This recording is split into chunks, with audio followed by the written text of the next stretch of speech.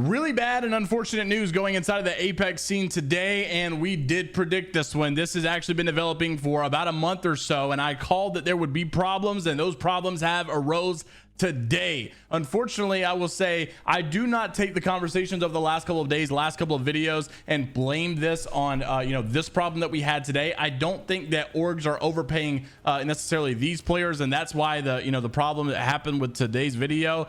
I think this is totally separate. It's been happening in other games. I think this organization specifically has a problem, and we've also got some videos that we want to talk about as well. First, I wanted to make mention, this one's a little bit old. Navi, obviously, as you guys know, October 30th did suspend their roster. They moved on. Apparently, Navi had asked for a coach. They wanted a coach. There wasn't in the budget. It wasn't in the budget there. Apparently, they asked again, or there was a lot of people saying that they were really pushing for a coach, couldn't get it. Navi basically moves on, and Matafi comes out. Orgless and Hungry OAH is back in effect. Kind of posted it there, no pun intended there, but Navi has officially now finally been dropped on the ALGS Battlefield roster. We knew that had happened a couple of weeks ago as far as the Twitter stuff, but now it is official. Dojo's also officially changed their name to 100 Thieves, so a lot of things becoming official in the last couple of days on the ALGS Battlefield website. But a lot of the comments, once again, hey, I think it's because some of these players don't necessarily have the social media following to back up these paychecks that they're giving them. And that's been the conversation that Hal, Sykes, and Walty have been having over the last couple of days of these paycheck stealers. And then you have the drama that happened today. Raven comes out for Bleed Esports, and honestly, all of them, if you go and look at Dropped, Yanya, and Nox page, every single one of them posted the exact same tweet, word for word, verbatim, basically saying like, hey, we are now free agents and looking for an org to represent. We have terminated our contracts. Notice the verbiage here. We have terminated our contracts with Bleed effective immediately. This is due to failure of fulfilling payments to the team. And so sadly, they're having to lose their salary. They're having to lose it. Well, they weren't even getting their payments. So now they're having to step out, and this is the best case for them. Bleed Esports came, with the whole esports World Cup thing. Okay, more orgs getting into the game. They partnered up with E8, and then that was just a real big bust. That didn't last long. They did their little partnership. Bleed wanted to get into Apex. They signed a roster. They don't pay the roster, but we knew and predicted that this would happen. If you guys watched my video about a couple of weeks ago, a month ago, we had talked about this was already happening in Counter-Strike. There were some issues in Valorant as well that people were, and I think Rainbow Six, I think this has also happened. Bleed has been all in the drama. They've been having a lot of issues, and they come out to say a team update. We are aware of the recent statement made by our Counter-Strike 2 team for public transparency. This roster has been paid through August and with September salaries and processing.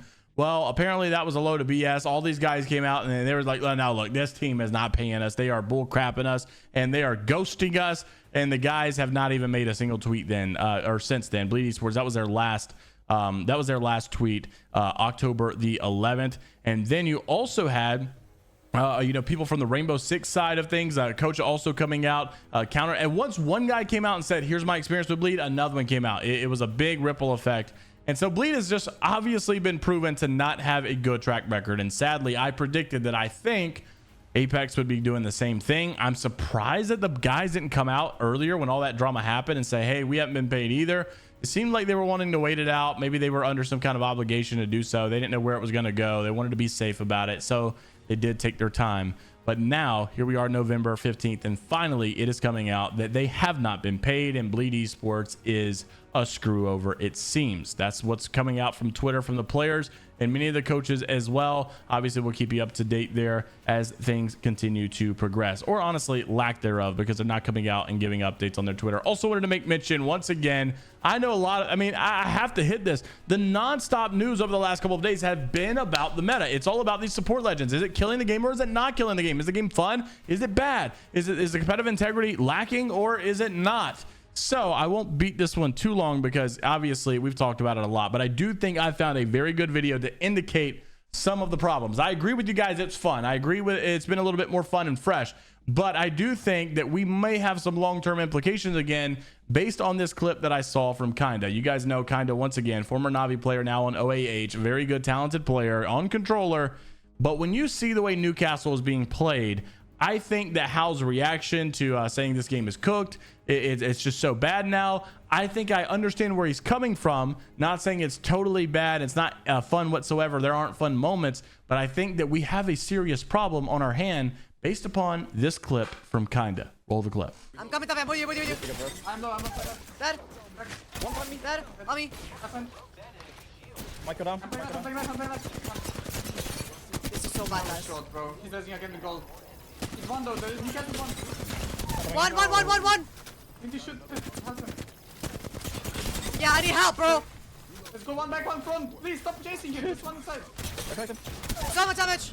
Oh Bro. my god! Just shoot the fucking shield. Holy fuck. So I seriously don't think you can watch that and say that that's fair or that that's good. I mean, you're stringing fights out longer, which allow for third parties to happen more often, which is already a problem for Battle Royale, right? It's a part of that RNG. You have to know when to pick fights and how safe fights are to take. Now that completely changes because almost no fight is safe to take when it's going to last that long, especially when you're talking about not just one support legend, but 3 and 2 in most cases, but or 3 in most cases, but 2 in like almost every case.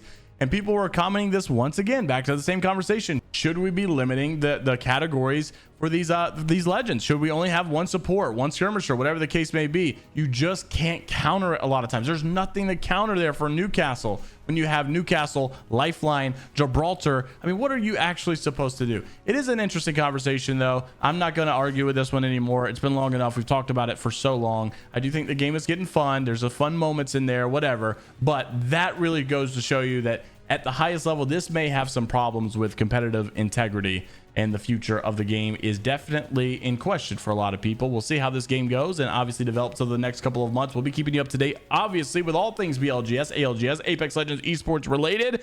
Until the next time, of course, like the video, subscribe to the channel. We'll be back at it later today if things get crazy enough. We'll see you all later, Gators.